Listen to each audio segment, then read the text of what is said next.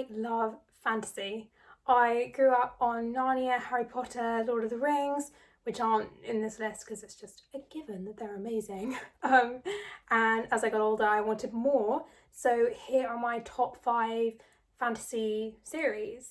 If you agree, there's a little like button down there. I'm just gonna get straight into it. So the first series I'm going to talk about is the Shades of Magic trilogy by V.E. Schwab, and it starts with The Dark Shade of Magic. We have 2 protagonists in this trilogy, Lila and Kell. The series is set in London's plural in the early 1800s because there are 4 Londons, all kind of next to each other, with various amounts of magic still left in them. Grey London is basically our world, it's Regency London, and that's where Lila lives. Red London is where Kell lives as the adopted son of the royal family there. White London is ruled by 2 very ruthless twins. There is nothing left of Black London since there was a huge magical explosion, and after that the walls between the Londons were sealed, and the only people who could travel through them were a special kind of people with magic called Antari, who have magic in their blood.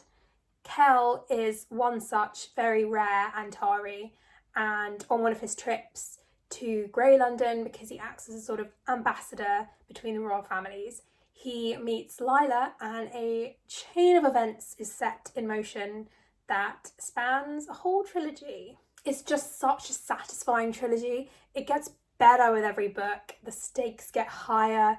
There are juicy romances and amazing friendships. The world building in this trilogy is just spectacular. It's kind of complicated, and she just manages to weave it so well. Like, I was never lost at any point during the trilogy. Characters are morally complex and lovable. Someone describe Kell's brother Rye as a mix between Prince Harry and Captain Jack Harkness. Yeah, so I recommend it to people who love fantasy, but also for people who want to get into fantasy. You're protected, you know you're in good hands. So my next fantasy series is the Six of Crows duology by Leigh Bardugo.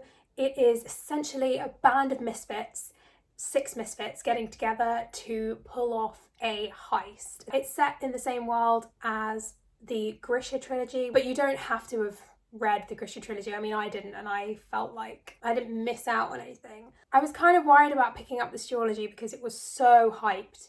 Everyone who read it thought it was amazing, and it was so talked about, but it so lived up to it. Both books are mainly set in the city of Ketterdam, which is just this, I mean, it's a port city, so you've got rich and poor all together and people from all the lands around. The world building was just done so well. All the characters were well written and fleshed out.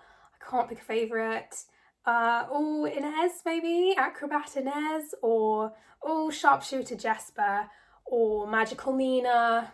They're morally complex, and the ships, you know, I rode those ships all the way out into the ocean. They were a great team, they all fit together, they had complementary skills. They've all been through their fair share of drama. Also, I think you could pretty much call all of them anti-heroes, which I love. Another thing I loved about it is that there's so much diversity, and it wasn't forced in any way. It was all completely natural. Like I said, it's kind of a port city, so you're expecting people from different countries. My little half Indian heart fluttered. It also manages to talk about really hard topics such as human trafficking and inequality, economic inequality, but also other types of inequality too. I think it's the only series that I've read that just completely destroyed me while reading it. Listen to the hype, read Six of Crows. A Song of Ice and Fire is my next series, which is by George R.R. Martin. It's been adapted into very successful TV show Game of Thrones. It's set in a world that kind of looks like the UK and which makes sense because a lot of it is based on English, Welsh, Scottish history. For anyone who has somehow managed to not watch the series or read the books or know anything about it, it is set in the Seven Kingdoms, which is protected from the wildlings and supernatural beings in the north, by a huge ice wall, which is essentially like Hadrian's Wall, but, you know, huge and made of ice. I don't know if I can explain this quickly, but I'll give it a go.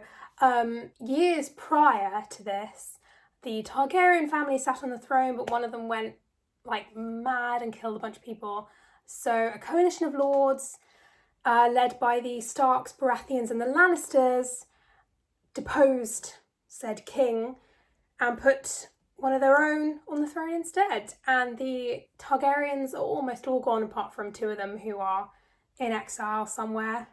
And it's essentially about the conflict for the throne. There are loads of these houses, amazing characters, dragons, magic. What more can you want from fantasy? It's all written in point of view chapters. There are ridiculously large amounts at this point, I think 5 books in. The sheer amount of characters and lore and history and intricate plot strings. I think that's why he's struggling to finish the series, because he's written so much for himself to do that to wrap it all up is probably quite hard to do. I'm patiently waiting for Winds of Winter, like everybody else, because I was not happy with Series 8 of Game of Thrones. I don't just want it, I need it. I need to know what these characters' arcs are supposed to be. I just... Read the books. It's the series, but better, is what I say. The next fantasy series I love is the Caraval series by Stephanie Garber. I made a whole video on how much I love the first 2 books in the series, so I'm not going to talk too much about them. Caraval is a magical circus game, essentially. And you have 2 sisters, Scarlet and Tella. They run away from their father and they end up in the middle of this game. And sort of the fun is in figuring out what's real, what's not real. It's almost as if you're experiencing like the magic and everything through all your own senses, which is just love. The second book includes a new playground, new characters, a new game to win. There are these cards, like tarot cards, with magical beings trapped inside them. Our sister narrators, Tella and Scarlet, they are enjoyable to read, although I'm pretending that the last page of the last book didn't happen. It wasn't a plot thing. It was just a conversation between 2 characters that left one of them completely without agency. And of course it's the girl, the woman I should say. But you know, I'm just gonna pretend it didn't happen. The Farseer trilogy by Robin Hobb is my final favourite fantasy series I'm going to talk about. And I talked about my love of this series and the book covers especially in a previous video. I actually still haven't read the final book in the trilogy, but I just love the first 2 so much that it's in here. So the first book in the series is called The Assassin's Apprentice, and our main character in the series is Fitz. He is the bastard son of the heir to the throne of this realm, which is called the Six Duchies. The book follows him from the time he's taken from his mother, I think age 4 or 5 or 6 or something like that, and he's taken to live in the royal capital of the Six Duchies. He grows up secretly to be trained as a royal assassin, but that training doesn't start until he's a little bit older. But basically, because he's a royal bastard, they have a sort of weird status because obviously they can't hold any political power for themselves, but they're useful as diplomats because they're still members of the royal family, and so therefore to kill them would be an insult to the royal family. So he's also taught the ways of the court and how to sort of survive in that world as well.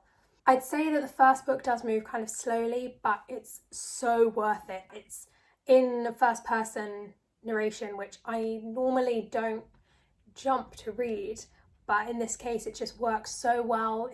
It's effective because you're supposed to be being in his head, because the magic system is also very much to do with the power of the mind in various ways. By the end of the first book, you follow him anywhere. That's how much you come to love him. In the first 2 books, you really get to know the main players, and it's the relationships that Fitz sort of has with all these different people. They're all distinct. It gives you all the warmth of all the different people's relationship with Fitz, and hatred in some cases, but you know, gotta have some bad guys. So Robin Hobb is a prolific writer. She's published, I think, 5 trilogies set in this world, So if you fall in love with this trilogy like I have, there's so much more for you to dive into. Thank you for watching. I'm hoping to expand on the fantasy that I'm reading this year because I love fantasy and I haven't read as much of it recently as I would have liked to. So if there are any fantasy novels that I should read, then let me know. I'm always looking for recommendations. Happy reading!